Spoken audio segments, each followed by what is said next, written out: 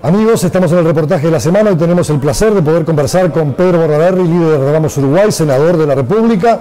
Gracias por recibirnos y por darnos este espacio para poder dialogar sobre una diversidad de temas, pero tal vez el más importante, el más notorio por estas horas es que las firmas finalmente alcanzan para comenzar ese proceso que permita bajar la edad de inimputabilidad de los menores a 16 años. Este es un tema que sin duda es de alta controversia, pero queremos conocer su primera impresión a propósito de esto. No sé si es de alta controversia, porque quizás es más de alta controversia a nivel político que a nivel de la gente. Todas las encuestas de opinión dicen que hay una altísima aceptación en la ciudadanía, entre el 65 y el 70%, incluso en mayoría en todos los partidos políticos, en el Partido Colorado, en el Partido Nacional, pero también en el Frente Amplio y en el Partido Independiente. O sea que en realidad es más controversia a nivel político que a nivel de la gente. Y no solamente baja la imputabilidad, sino que también es una propuesta más integral que incluye también la creación de un instituto de rehabilitación de esos menores que delinquen fuera del INAU y fuera de las cárceles de mayores. Nosotros creemos que no tienen que ir a una cárcel con los mayores, no tienen que ir ahí, pero tampoco tienen que estar en el INAU con menores que no delinquen. Y entonces obviamente es una propuesta más abarcativa de solamente bajar la de imputabilidad. Senador, cuando el gobierno dice que queremos un CIRPA y estamos trabajando en esto, pero también antepone otras reflexiones, las convenciones internacionales en materia de legislación por el derecho de los menores. Hay quienes también han extremado un poco más los argumentos y han señalado, bueno, se baja la edad a 16 años, pero ¿qué pasa con los que delinquen con menos edad? Habrá que volver a bajarla, es un círculo sin salida. ¿Cómo reflexiona? No, mire, yo veo que usted está repitiendo algunas cosas que son equivocadas. Y no, pero son argumentos que dan... Sí, no, por eso, pero repite cosas que dice el gobierno son equivocadas. En realidad el CIRPA está dentro del INAU, integra el INAU el CIRPA. Lo que nosotros creemos que tiene que haber una institución que sea especializada en los menores que delinquen, que no esté dentro de una institución que se ocupa de 80.000 jóvenes y muchachos que no delinquen. Entonces es distinto el tratamiento que se le da al menor que delinque, que mata, rapiña, es distinto el tratamiento que necesita de reeducación y resocialización que aquellos que no lo hacen, con los cuales trabaja muy bien el INAU. Por eso nuestra propuesta es sacarlo a este instituto de adentro del INAU y dejarlo fuera, sobre todo eso. Lo otro es lo que dice el señor Bonomi, que dice que no hay que bajar la de imputabilidad porque si no otros menores de menor edad van a delinquir. Y entonces uno le pregunta al señor Bonomi, ¿tenemos que dejar entonces que sigan delinquiendo los de 16 y 17 porque otros si no van a delinquir? ¿Cuál es su propuesta? ¿Que los de 16 y 17 sigan rapiñando, sigan matando?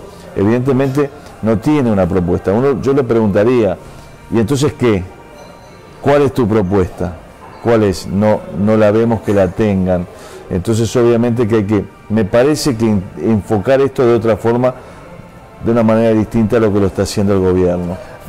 Algunos juristas han planteado de que el Uruguay, si camina por esta senda, podría incumplir acuerdos con materia internacional que el país tiene. ¿Cuál es su reflexión? Una barbaridad, porque fíjese lo que se dice que la Convención de los Derechos del Niño no permitiría que sean imputables los menores de 18 años. Entonces, ¿sabe quién está violando esa convención? Alemania, Italia, el Reino Unido, el Reino Unido está Inglaterra, Estados Unidos, Chile, Argentina. ¿Cómo? Ellos tienen la imputabilidad menos edad que nosotros y resulta que los que la violamos somos nosotros. Hay algo que está mal. Si se va a la convención en sí, se dice que no se los puede atender de la misma forma. ¿Qué es lo que hicieron esos países?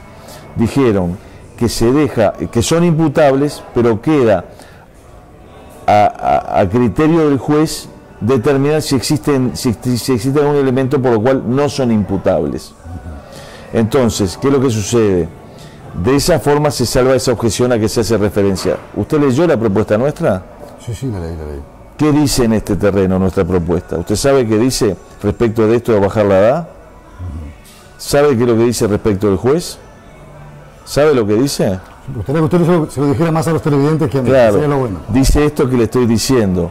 Dice que serán imputables a partir de 16 años, pero que si el juez entiende que no son capaces de entender que cuando mataron estaban matando o cuando rapiñaban estaban rapiñando, el juez puede determinar que no son imputables. Eso dice la propuesta. ¿Sabe dónde sacamos eso? De las normas de otros países que cumplen con la Convención de Derechos del Niño. Entonces, cuando por ahí el del gobierno se repiten estas cosas es porque no se estudió la propuesta o no se leyó la propuesta que le presentamos a la firma a la ciudadanía. Esto lo redactó el senador Pasqué con el doctor Jaime Zapolinsky, que justamente estuvieron a la vista de esta convención y salvaron esa objeción con esa norma a la que le estoy haciendo referencia, que es lo que se va a plebiscitar. Ahora vamos al tema instrumental, el plebiscito en sí. ¿Cuándo y cómo? Con las elecciones nacionales, debería estar aparte para que una elección no trague, como ha pasado en otras instancias plebiscitarias, la forma en la que la ciudadanía debe reflexionar y emitir un voto, un pronunciamiento sobre esta propuesta. Mire, no le corresponde a usted ni a mí determinarlo, lo dice la Constitución. La Constitución dice que una vez llegado a las firmas, esta propuesta se tiene que someter a consideración de la ciudadanía con la próxima elección nacional. Lo dice la Constitución, la próxima elección nacional es en octubre del 2014. Obviamente que el Frente Amplio podría ser sensible al 370.000 uruguayos que firmaron, al 70% de los uruguayos que hoy están diciendo que están de acuerdo con la propuesta, y aprobarlo por ley, no tener que esperar a que lo apruebe la ciudadanía en el 2014, pero ya adelantó que no lo va a hacer. Entonces, en realidad esto es discutir sobre algo que lo dice la Constitución y no podemos cambiar. A veces la forma de tratar de tender puentes puede evitar llegar a un pronunciamiento así, porque, repito, ha pasado con algunos otros plebiscitos que lamentablemente naufragan porque hay otras intenciones, como es la elección del presidente. Pero yo le digo sobre tender puentes. Nosotros hace... buscar la sensibilidad de los otros interlocutores, ¿no? Claro, nosotros hace 4 años le llevamos esta propuesta a Tabaré Vázquez, junto con 50 propuestas. Le dijimos, mire, está esto. Él nos dijo de esas 50 que estaba de acuerdo en 35. No se aplicó ninguna. Después de eso, cuando la ciudadanía nos acompañó en el 2009, presentamos los proyectos de ley en el Senado con estas propuestas en el 2010. No es que nos dijeron que no los trataron. Entonces uno tiende puentes, pero del otro lado tiene que haber una cabecera de playa para poderlo hacer llegar el puente. Y del otro lado dijeron, acá no los trataron, ni siquiera los consideraron. Por eso es que como no hubo otro camino, hubo que salir a recoger firmas. Pero fíjese que salimos a recoger firmas después que se las ofrecimos al presidente Vázquez, la gente se informó, la prensa informó de eso, presentamos los proyectos de ley y además advertimos. Usted recordará que el año pasado, no, el año anterior, dijimos, si no tratan estos proyectos vamos a tener que salir a recoger firmas y lo vamos a hacer en marzo. Y advertimos eso en octubre, no los trataron y en marzo salimos a juntar las firmas y en 11 meses se juntaron. O sea que en realidad esto es como el tango, para bailarlo se necesitan 2. Nosotros tendimos los puentes y ni siquiera nos contestaron. Por eso es que se tuvo que recurrir a esta situación. Creo que no es justo que se nos diga que nosotros no hicimos esto, porque fue un largo camino que llevó, le reitero, 4 años de propuestas y de pedidos, ¿no? Senador, es importante conocer, y quiero en este aspecto final, antes de irnos a una pequeña pausa, hablar de las características que tiene que tener ese centro de rehabilitación, porque es una experiencia que va a ser sin duda inédita del país. Habrá que poner mucha idea, mucho esfuerzo, personal calificado, supongo. Y bueno, con estas sorderas de las que usted me habla, a veces puede resultar un poco difícil llegar a un engranaje que permita llegar a la finalidad real, que es rehabilitar a aquellos jóvenes que han estado por un camino bastante complejo y difícil. A veces producto de historias de vida o de historias familiares con hogares desfragmentados. Sí. Mire, en primer lugar, el INAU hace un trabajo formidable con más de 80.000 jóvenes que no delinquen. Según la cifra del Ministerio del Interior, son entre 750 y 1.000 los que delinquen. Entonces, obviamente que si un menor nunca delinquió ni se lo ha planteado, las necesidades que tienen en cuanto a capacitación, afectivas, emocionales, etcétera, es distinta que la necesidad que tiene un menor que rapiñó o que mató. Y el tratamiento con psicólogos y asistentes sociales, etcétera, es distinto. Entonces, lo que nosotros decimos que no se puede tener en la misma institución a quienes no delinquen con los que delinquen. En primer lugar, porque se estigmatiza a todos los jóvenes que están en el INAU. Hoy yo le decimos a la ciudadanía INAU y enseguida la gente dice, menores que se escapan. Esa es la percepción que hay. Y es un porcentaje muy pequeño. Por eso nosotros decimos, saquemos esos menores que delinquen de adentro del INAU, vamos a crear un nuevo instituto. Ese instituto tiene que tener medidas de seguridad mejores que las que hoy tiene el INAU, trabajar con reeducadores, psicólogos, asistentes sociales de una manera mucho más intensa, obviamente. Tiene que tener, además de lo que es capacitación en tecnicaturas, mucho deporte, se nos ocurre a nosotros, tiene que tener un seguimiento muy especial. Una profundización de la estructura educativa sobre ellos. No, ni que hablar, y la estructura social, porque si los queremos reinsertar en la sociedad, es una decisión muy grave sacarle la vida a otro ser humano.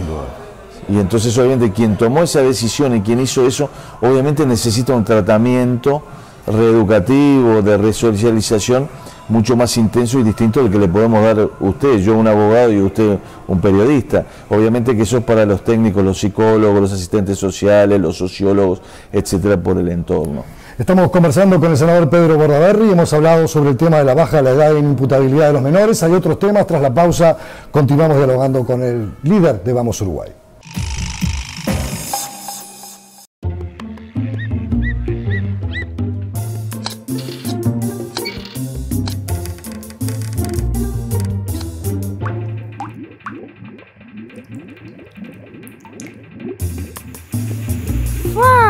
Humberto, ¿qué es todo esto? El reprocesador de agua, Tomasito. ¿El qué? ¿Vos sabés la cantidad de agua que se va por las cañerías cuando nos lavamos los dientes?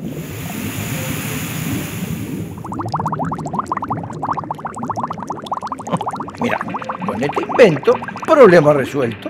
No se va más y la usamos en la cisterna. Pero hay un pequeño detalle. Es tanta el agua que se junta que es medio peligroso. ¿No te parece demasiado complicado para un baño? Sí, pero ¿a vos se te ocurre algo? Sí, que cerremos las canillas cuando nos cepillamos los dientes.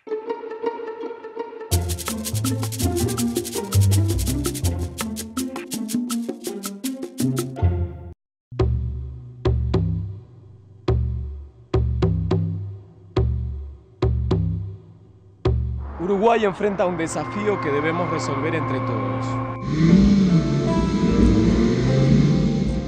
En el tránsito reaccionamos con violencia y nos rifamos la vida en la ruleta de la velocidad. 572 muertes y 28.000 heridos en 2011 es una tragedia mayor que la de algunas guerras que reportan en televisión. Todos debemos hacernos cargo del problema para ser parte de la solución. Contra la violencia, por la vida y la convivencia.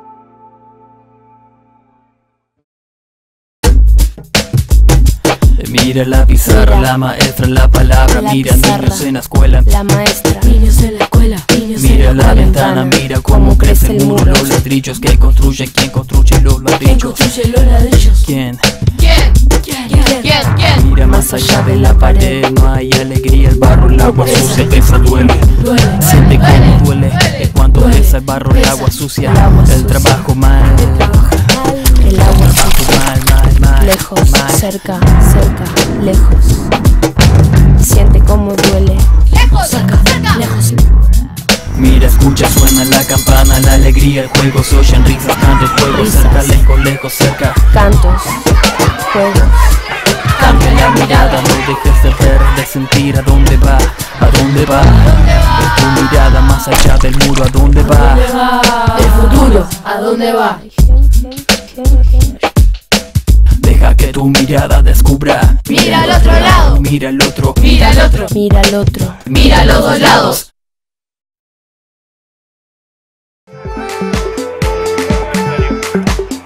Usted está viendo TVUY.com, el canal uruguayo diseñado para Internet. Estamos conversando con el senador Pedro Bordaberry, líder de Vamos Uruguay. Hay muchos temas para plantearle, pero hay uno que es insolayable y en el que usted tuvo un rol muy activo, porque más propició parte de una búsqueda de una salida, que es el gran acuerdo educativo, un acuerdo educativo que sigue estando hoy en debate o en tema de no resolución de algunos de los grandes temas pactados. Incluso el presidente ha dicho en las últimas horas que ahora se siente liberado porque el acuerdo educativo cae, como para profundizar algunas de sus ideas, como la descentralización de octubre. Lo pongo como ejemplo para tener un comienzo. Sí, yo creo que el presidente en realidad, su gran frustración no es con la oposición, es con el Frente Amplio. Quien no le ha llevado muchas de sus propuestas es el propio Frente Amplio. Nos pasó en las reuniones de enero, el presidente, y se dijo y trascendió, el presidente estaba más de acuerdo con las propuestas de la oposición que con lo que decía el propio Frente Amplio. ¿Por qué? Porque el Frente Amplio tiene todo ese tema de herencia de la Ley de Educación del 2008, esa conducción de la educación que le ha ocasionado tantos problemas a la educación en sí. Y al presidente nosotros lo vimos más cercano a nuestras posiciones. Fíjese que nosotros dijimos que había que retomar la conducción de la educación y le ofrecimos al presidente agregar 2 consejeros más para que el gobierno tenga las mayorías que necesita para tomar decisiones, y al final el presidente estuvo de acuerdo en hacerlo por la vía de darle doble voto al presidente del CODICEN.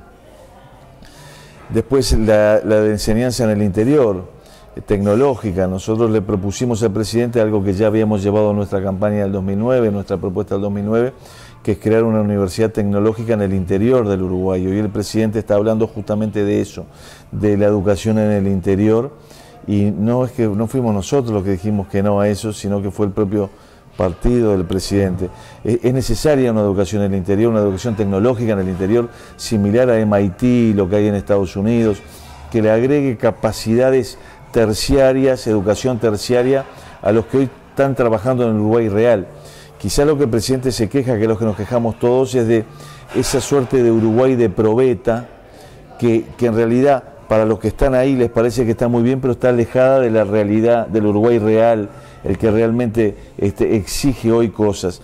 Es por aquello que yo lo escuché mucho a la ministra de Educación anterior, a la ingeniera Simón y a muchos del Frente Amplio, que dicen: nosotros no vamos a tener una educación para las fuerzas económicas, para capacitarle a las empresas la gente para que trabaje. En realidad ahí hay un error. Yo creo que no es solo para eso, hay que formar seres humanos, pero hay que también darle las habilidades para que se puedan ganar la vida. Entonces, no es una cuestión de lucha contra el neoliberalismo, es una cuestión de darle las herramientas a los jóvenes del Uruguay para que se puedan ganar la vida, porque se la van a tener que ganar. Yo creo que eso es lo que el presidente hoy se ve enfrentado al Frente Amplio, y esta que ha sido una postura tradicional del Frente Amplio llevó y lleva a que haya miles de abogados, miles de escribanos, de contadores, etcétera. Profesiones liberales privilegiadas sobre el mundo del trabajo. Y claro, y el mundo real. Y nosotros creemos que no es el camino. Y hoy hay una gran posibilidad, porque hoy, para manejar una cosechadora o un mosquito, o para los grandes emprendimientos internacionales, como o para el turismo, la planta UPM, o para la lechería, se necesita una capacitación terciaria. Yo presenté el proyecto de ley de creación del Instituto Universitario de Educación para darle a los profesores y maestros un título universitario que hoy no tienen. Me parece que ese es el camino que hay que seguir, y esa es la frustración del presidente, que no es con nosotros, es con su propio partido. De esa frustración que tiene con su propio partido y la soledad que usted advierte que el presidente tiene. Y le pregunto, no, yo no hablé de soledad. Claro, me refiero yo digo enfrentamiento. No califico. ¿Fue atinada la idea de haberse retirado del gobierno hoy, mirado un poco a la distancia? Porque tal vez la contribución hubiera sido otra. La pregunta que nosotros creemos que le hemos hecho al país una gran contribución.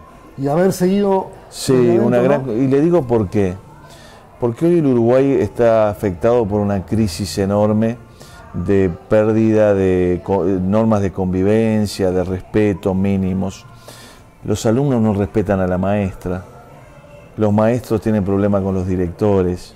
La prueba está la directora del Bausá, que la critican, y hasta el director de Cultura, del Ministerio de Educación y Cultura, el director de Secretaría, salió a criticarla porque había unos muchachos tomando vino en el liceo, que no eran ni siquiera estudiantes, con unos que eran estudiantes, y le dijo: váyanse de acá. Y entonces hubo un escándalo. Hay una pérdida de esos valores. Hay una pérdida de valores en materia de convivencia social, en los espectáculos deportivos, en andar por la calle, de peleas. Hay salió en la televisión hace poco esa pelea entre dos muchachas ahí en el Liceo San José, ante el aplauso de un grupo muy grande. Hay una pérdida en el respeto entre la gente. Y quien más tiene que colaborar hacia eso es el primer uruguayo, el presidente de la República. Haberlo dejado... No, pero déjeme terminar el razonamiento. El presidente de la República, cuando le dice a ustedes, los periodistas, no sean nabo, o les dicen que están haciendo mandados, el presidente de la República, cuando le dice a uruguayo no sea gil, el presidente de la República, cuando le dice a los ciudadanos que están trabajando en los entes haciendo el contralor, que están atornillados a los cargos y que están ahí porque él no los quiere tener de desempleados, el presidente de la República, cuando le dice a los muchachos por el tema de la violencia doméstica, aprende a perder, no le pegues a la mujer, como que ganar sería pegarle, está actuando de forma incorrecta, equivocada. El que tendría que dar el primer ejemplo en el respeto, en la convivencia, en no decirle no seas nabo, no seas gil, no están atornillados. El que tendría que hacer eso no lo está haciendo. Está sumándose a ese deterioro en la convivencia social. Eso es lo que hizo mal el presidente. Entonces se encontró con un grupo ciudadano de Vamos Uruguay que le dijo, mire presidente, este no es el camino. Cuando ese gran periodista que fue Never Araujo, un caballero, le aceptó que le dijera no sea nabo, Never, como era un caballero, le dijo, bueno, yo se lo respeto por los años y la vida que tiene. Él construyó un personaje de ese deterioro en el respeto. Y yo creo que alguien tenía que decirle, se terminó, no corre más. Mire, señor Mujica, usted es el presidente de todos los uruguayos, y el presidente de todos los uruguayos es el primer uruguayo. Tiene que dar el ejemplo. Y entonces nos paramos nosotros y le dijimos, mire, presidente, no va más, no se lo toleramos. No contra Mujica, el Frente Amplio, que sea, contra quien está perjudicando a todos los uruguayos y a la institución Presidencia de la República. Y creo que hicimos un buen aporte. Y si lo vuelve a hacer, lo volvemos a hacer. Y lo hicimos, ¿sabe desde dónde? Desde el renunciamiento. Porque todos quieren ser director de Antel, todos quieren ser director de Banco República, todos quieren estar en el directorio de la UTE, ¿no? Entonces dijimos, no, mire, acá está, no estamos atornillados, no le permitimos que nos hable así. ¿Y sabe qué? El presidente confunde lo popular, que está bueno, con lo vulgar. Lo vulgar está mal. ¿Cómo toma usted que un sector del Partido Colorado no acompañara esta decisión? Tal vez basado en otros principios, porque entendió que la función de Contralor había que mantenerla y había que profundizarla. Sin drama. No sintió que había una fractura, una fricción. Pero ¿cómo? Si yo hubiera sentido eso, podría decir, Vamos Uruguay tiene 11 cargos, 11 votos en el Comité Ejecutivo Nacional del Partido Colorado. Los otros sectores tienen 6. Yo podría haberles dicho, miren, esto es lo que se va a hacer, lo hacen todos. Pero yo no creo en eso. Creo en el respeto por la disidencia. Y si los otros sectores decidieron que era bueno quedarse en los cargos, pese a que les habían dicho que estaban atornillados y no sé cuántas cosas más y que era para no fomentar el desempleo, respetamos su decisión, como respetamos la decisión del Partido Nacional, que también dijo, nosotros nos quedamos, pero nosotros entendimos que más allá de los cargos en sí, era necesario decirle claramente al presidente, no va más el no sea nabo, no va más el no sea gil. Y yo he visto que algunos colegas suyos ya no se lo aguantan más. Pasó el otro día en Maldonado, él le dijo a uno, no sea nabo, y su colega le dijo, Marcelo Gallardo le dijo, no se lo permito, usted me está faltando el respeto. Porque esto es como el patrón. El patrón, el que manda, no puede hablarle mal al que trabaja. Tiene que respetarlo mucho más, porque es muy fácil de arriba para abajo. De arriba para abajo es muy fácil. En cambio, cuando uno está abajo y se para frente al de arriba y le dice, no te lo tolero, como hicimos nosotros ahora, el presidente es el patrón de esta gente. No los puede maltratar. No puede hacerlo. Siente que ese camino está completamente cerrado. Sí, claro. Y tender puentes con el gobierno, hablar con el gobierno de aquí a los 2 años que quedan, se hace más complejo, se hace casi imposible. Mire, el Uruguay está primero. Cada vez que el Uruguay lo necesite, nosotros vamos a estar ahí. En los proyectos de ley, en el Parlamento, eso seguimos trabajando más que antes. Más que antes. Creemos que estamos haciéndole un aporte al propio presidente y ya creo que ya no fue bien. Porque usted ha escuchado al presidente decirle de vuelta en algún momento a los que están en los cargos que están atornillados o que los mantienen porque están desempleados. ¿Lo escuchó? No lo va a decir más, porque se dio cuenta que estuvo mal y porque alguien se lo marcó. ¿Tuvo mejor diálogo con Vázquez que con Mujica, Bordaberry? Yo no era legislador en el gobierno de Vázquez. Pero usted era un actor importante desde el punto de vista político. Sí, pero no, era distinta la situación. Yo en aquel entonces fundamos un grupo de la nada, sin ningún tipo de pero sintió en esa comparación que el diálogo era más viable, porque usted le hizo propuestas al gobierno de Vázquez. No, y el gobierno Mujica también. En ese sentido nosotros no cambiamos por eso. tenemos una conducta. Y con el gobierno Mujica hemos hecho propuestas también, pero nos ha tocado de la función de legislador quizás una función que no teníamos antes, de mucho más contralor y de mucho más, obviamente, marcar posiciones, porque estamos en el Parlamento, antes no estábamos. Senador Pedro Bordaberry, le agradecemos muchísimo estos minutos que nos ha concedido, ha sido un verdadero placer. No va a ser la última vez que nos podamos convocar recíprocamente para dialogar sobre los temas del país. Gracias. Gracias a usted, por mucho gusto. Gracias, amigos. En instantes continúa el informe semanal. Como siempre les decimos, el reportaje de la semana hoy con Pedro Bordaberry, líder de Vamos Uruguay. Y amigos, como siempre, hasta aquí lo más importante en materia informativa a lo largo de los últimos 7 días. Como siempre, nuestro agradecimiento a Codique, la empresa de los uruguayos para los uruguayos que patrocina este informe semanal. Como siempre, por su amable atención, han sido ustedes muy amables. Muchas gracias. Nos estamos viendo.